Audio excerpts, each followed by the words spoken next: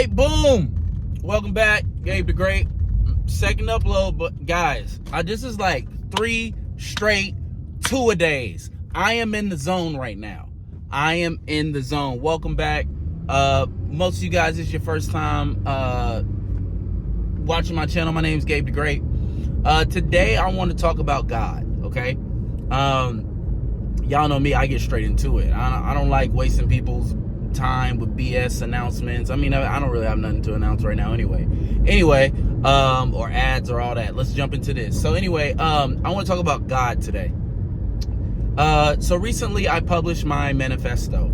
It's called the Overmen's Manifesto. Link for it will be down in the description. And so if you want to just understand my beliefs about God, you can look at that document and just click straight the God section. It's in the unknown section. And so today I want to talk about God, because earlier today we were talking about money. And one of the lines that I have in the book when it comes to money is that money must stop competing with God. Or money keeps competing. If money keeps competing with God, it will continue to lose, right? Because that's a big problem that we have in our society. Like, we worship money. Money is everything to us. Everything we do is for money. We have taken meaning and purpose out of life and replaced it with accumulation of stuff and, you know, hoarding of wealth. And like, that's going to bring us what we're looking for. And it's not.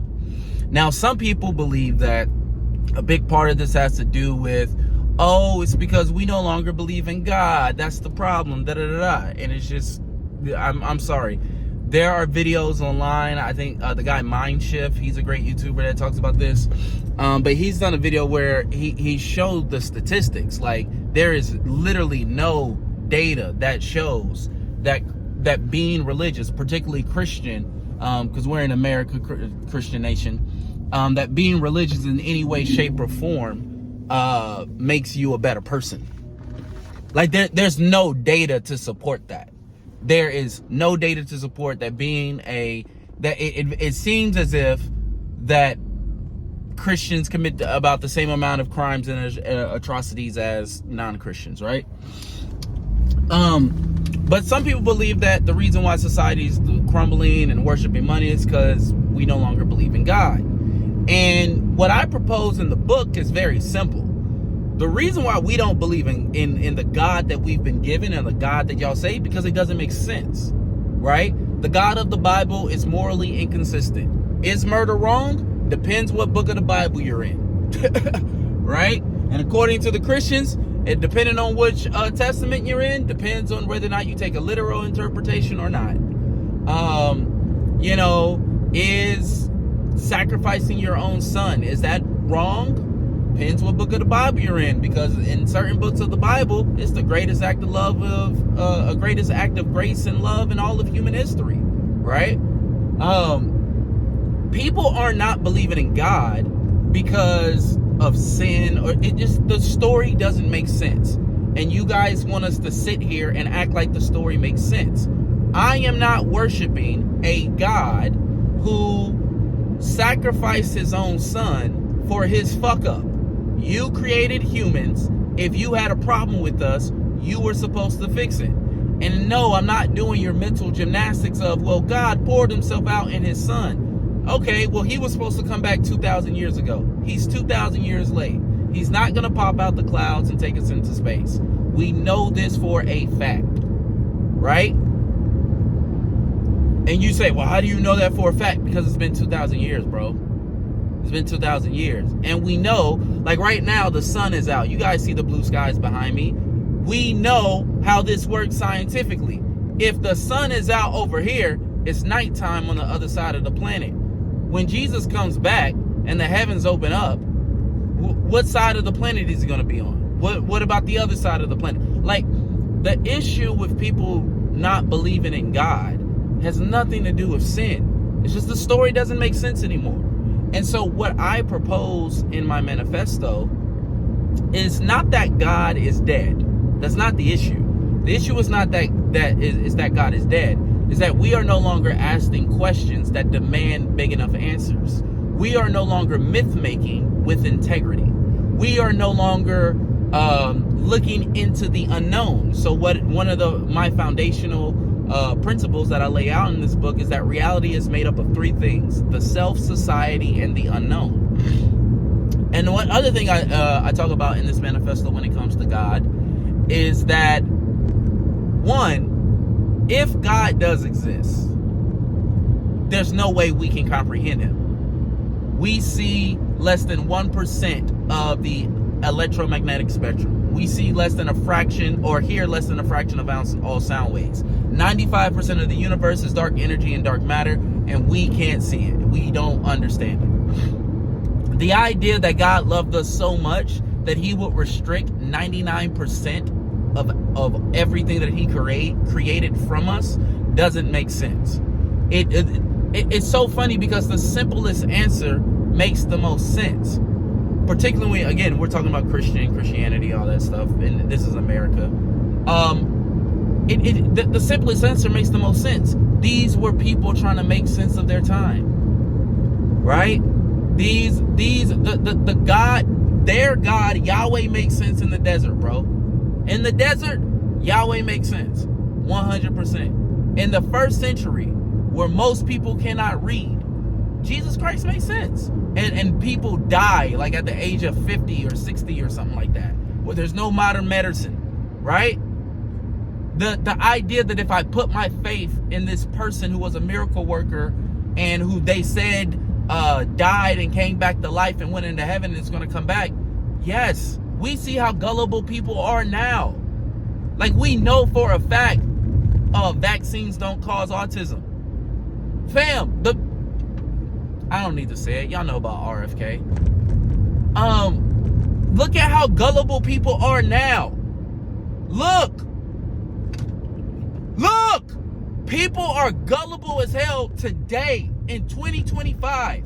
You think people were less gullible when people couldn't read? You think people were less gullible when they didn't have the scientific method? No, I just think it made sense for their time. But the God of the Bible, I'm not worshiping that nigga, bro. You murdered your son. That's a stupid plan for salvation. I know the Bible says lean not on my own understanding, because if I apply any critical thinking to this shit, the shit doesn't make sense. No, bro, you murdered your son. That's a dumb plan. You could have waited to 2025 and sent a fucking tweet. You could have waited you could have just gave him the internet. No, it's a dumb plan for salvation. It's stupid, and it doesn't make any sense, right? With all the information we have today, these ideas don't make sense, right? And that's what a lot of people struggle with. That's what a lot of people refuse to accept. It's not that we love our sin or this, that, and the third, or we just want to, persecute the Christians. No, it's just, bro, like, listen, if Jesus brings joy to your life and inspires you to be a better person, I will be the first person to tell you, go follow Jesus. Give up everything and follow Jesus. If Jesus brings peace to your heart, it makes you a better person. Like, if you sitting here telling me, bro, if it wasn't for Jesus, I'd be a drug addict and this, that, and Jesus saved my life. Amen, bro. Amen, bro. Read the Bible every day, pray, go to church, get active, love Jesus for the rest of your life. And I hope you're right. I hope when you die, you do go to heaven. 100%, bro. But if you about to weaponize that nigga against me, you are outside of your mind. I'm just more intelligent than the book. And you don't have to believe that. You don't have to like that. You can think that that's insulting, but I'm sorry. That's just how human history works. We build upon one another. What one generation leaves, the next generation picks up, and so on and so forth. I'm just more intelligent than the plan of salvation that the book lays out. That's a dumbass plan, and I'm not following that plan. And I'm not going to wait until I die to actualize heaven. We have the technology today to give everybody free healthcare. We make enough food for 10 billion people on the earth, but there's only 7 billion people. We could solve world hunger. All the stuff that the Bible says could happen, we actually have the technology to manifest a lot of it today, But the only reason why we don't is because we have stupid people in power, right? And so one of the things that I'm trying to do with the Overman's Manifesto is radicalize people, is go, guys, the idiots are in charge. Because again, look at who is in charge of the country right now. Again, it doesn't matter if right, left, or whatever. The guy is a buffoon. The guy does not understand anything. And what I keep going back to, if it was this easy to manipulate us in 2025, y'all want me to believe that they got the truth, like the eternal truths of life 2,000 years ago? That just insults our intelligence today. You are forcing me to deny the present to accept the past. God wouldn't do that, because God would be God over both the past and the present and the future, right? They wouldn't contradict each other, right? Now, with that being said, atheists, I don't think we got it all right either. 100%. I do not think most atheists have it all right, because here's the problem with atheism obviously isn't a religion, and it's not one thing, but I think the atheists are not right too. I said it in my video earlier today. I think that it's more likely that there is not a supreme eternal being that is, double checking your life. I genuinely, I think the evidence leans more towards that isn't the case than there is. However, I think what atheists get wrong is there's just no God. There's no God. And I think we need to take a step back and go, wait a second. If there was a God, we don't have the capacity at this moment in time to know if there is a God. Like we just don't know yet. I think it's safe to say, I think it's safer to build your life like there is no God, rather than sitting around and just saying, oh, God will take care of it, God will know, because that encourages miseducation, that encourages apathy, that encourages complacency, right? It doesn't encourage faith, it doesn't encourage myth making, it doesn't encourage, expanding of yourself, it encourages obedience, right?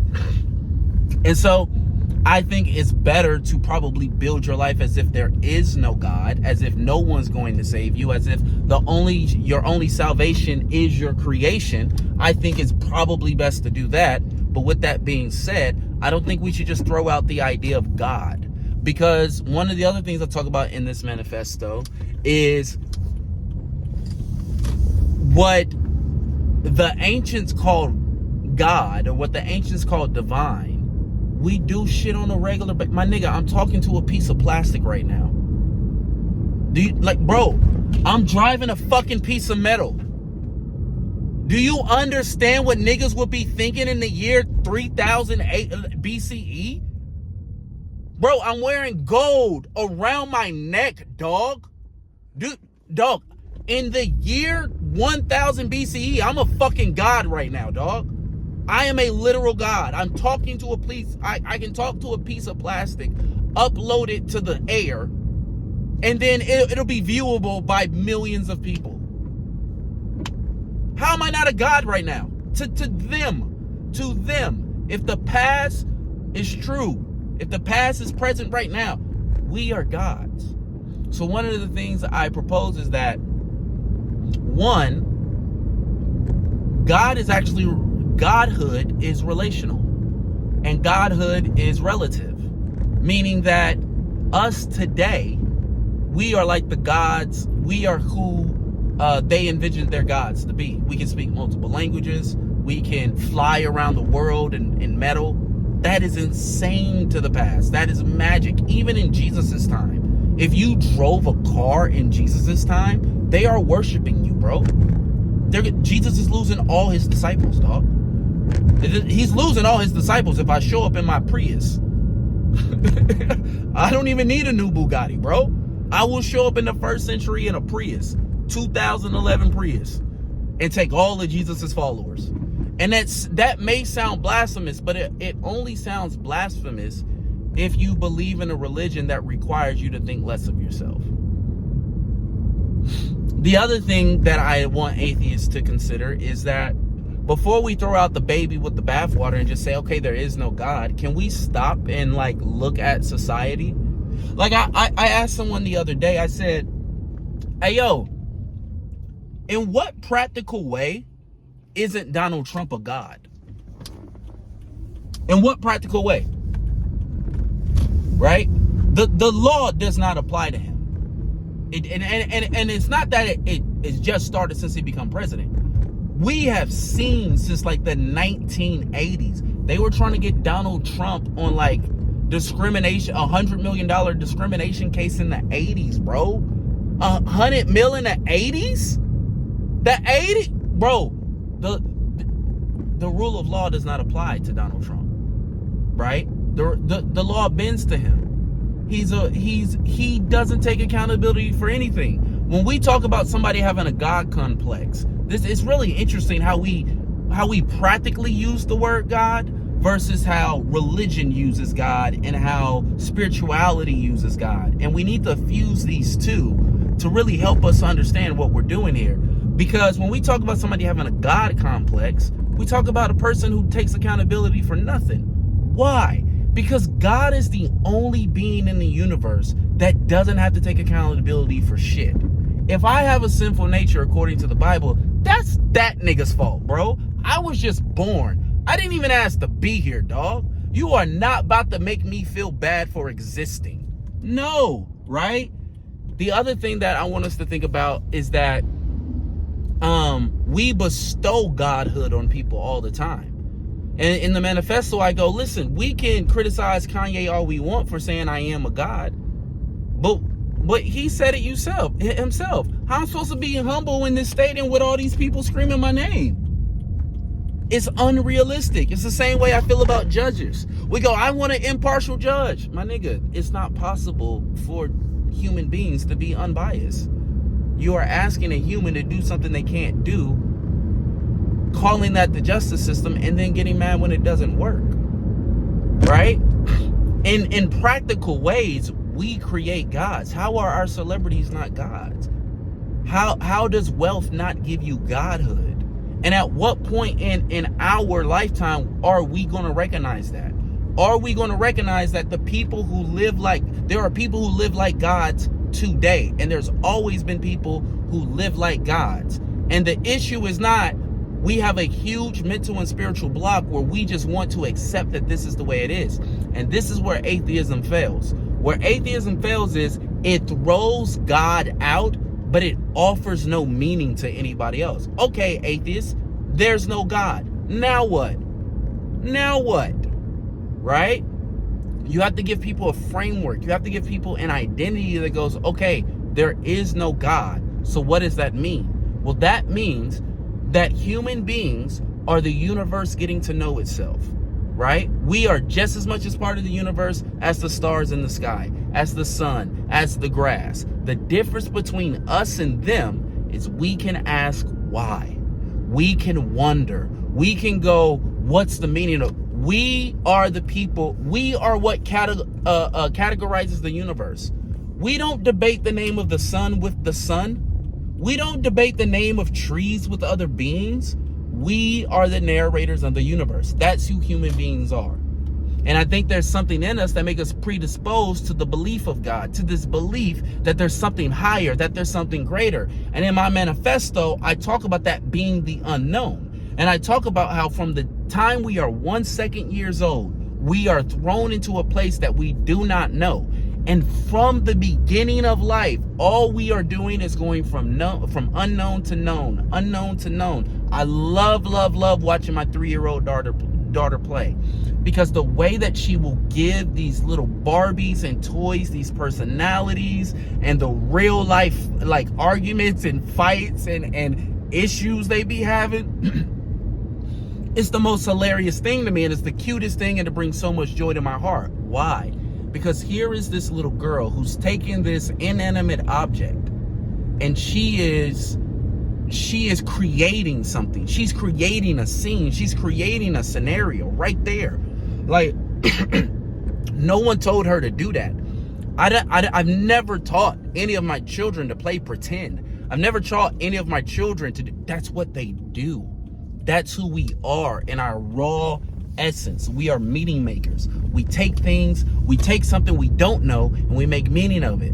The problem with our society on a spiritual level is that, again, kind of tying back to my video this morning about money, we now worship the created things because the gods that they gave us no longer give us meaning. Because people use those gods for power, right? And I talk about it in the manifesto how the critiques of Christianity isn't coming from the secularists. It's coming from people like me who were devout Christians, who used to be pastors, who used to be in worship service. It's coming from people like us who go, fam, I did the shit. And at every point, God blamed me. Why am I going to follow a leader who is constantly blaming me? Why am I going to follow a leader that constantly wants praise but is always blaming me? Oh, wait. Now you understand why power is the way it is. Now you understand why people are so willing to accept leaders who ain't worth shit. It's conditioned. It's in their nervous system. It's how they were raised. It's part of their identity. They follow a God that doesn't take accountability for anything. And so one of the things that I talk about is that Godhood is a pull upward. Godhood is a call to something greater. And something that we need to do is, if you're going to attack Christians, if you are going to attack other people's religion, if you are going to attack people's God, you better have something else for them. Because you're just as fucked up and just as cruel as a God who would send them to hell to destroy their framework, to destroy their identity, and not give them something else. I think atheists, I'm giving this charge to atheists because I believe atheists are already ahead of the game. If you've already accepted that there is no God, you're already living in such a way where you understand you're creating the meaning. Take it a step further. What does this mean for society? What does this mean for the nation? What does this mean for the country? And you may say, I don't want to do all that. Cool. Don't do it. But I'm just saying, be very, very careful about destroying other people's frameworks if you do not have something for them to reorient themselves. Because that's the purpose of truth. That's the purpose of God. It's orientation, right? When you get to the root of why do people believe in God, it's not about salvation. It's about orientation. It's about, okay, this is right. This is wrong. This is what I'm supposed to do. This is my purpose in life. This is why I'm here. This is what I do when I feel sad. This is what I do when I feel depressed. This is what I do. Like, it's about orientation. And if you are going to disorient people by taking away their God, by destroying their religion, well, what do you have for them? If not, you are the Satan that they've been warned about. And so I just want to come through and say that to I say in the manifesto, I believe that the overmen are something beyond atheists. I believe that, it's not about, oh, God doesn't exist. It's like, no, let's tell the truth about this. If God did exist, we don't know enough to determine that. At best, it's inconclusive at this moment. You could believe it or you cannot. What we need to practically be concerned about is, what does your belief or non-belief do for society at large? If your atheism turns you into an immoral, horrible, evil person that just rape murders, hey man, you need to be dealt with. And if your religion turns you into a bigot that just wants to oppress people and force people to agree to your story, hey man, you need to be dealt with, right? But we got to move away from, because part of that is religious thinking. Oh, if they do X action, it means this thing, orientation. If they do X action, it means this thing, right? And so we've got to get out of that. We got to get out of, oh, they believe this, so that means that. They believe, now that is necessary to a certain extent to, you have to make value judgments here and there, but it's one of these things where it's like, okay, guys, as we move forward as a society together, because we don't have we got a choice, but it's probably best if we do it together, right? We need to make sure that we need to start thinking out of ourselves. One of the things that is the issue, and I'll end with this, and I think both atheists and those who believe in God or Christians have, is we're very egocentric. We care about ourselves. We care about, I say this all the time. If you take the concept of hell out of Christianity, Christians are losing 99% of their adherences tomorrow. If you could click your fingers, snap your fingers, or take a pill where everybody doesn't believe in hell tomorrow when they wake up, Christians are going to lose 99% of their adherences, because a lot of this has been about behavior control. And we need to move beyond that. We need to move beyond these gods who are just all about behavior control, and these gods who are all about control. We need to myth make with integrity, myth make with the logic and the reason that we have now. Why our issue is we think that imagination is just for kids. We think imagination is just for the uneducated. But I believe the ability to imagine greater and deeper things, right, is part of the educational process, is it not? We need to imagine bigger gods that inspire and pull people upward and pull people forward. That's why we're collapsing. People need orientation. And I think a lot of times atheists get on their high horse because, again, I do believe atheists are closer to the truth. I think it's probably more likely that there isn't a God like how we imagine God today, than that there is a God like how we imagine him. But in our arrogance and in that, we need to be out there trying to come up with frameworks that work for all people so that people can get oriented, right? It's not enough to say God doesn't exist. We need to help people get oriented, okay? So, and use my framework, use the Overman's Manifesto as a guide. I'm not saying that I think it's hot shit, but you may think differently, and that's perfectly fine. But all right, we got out of here. Love you guys. Bye.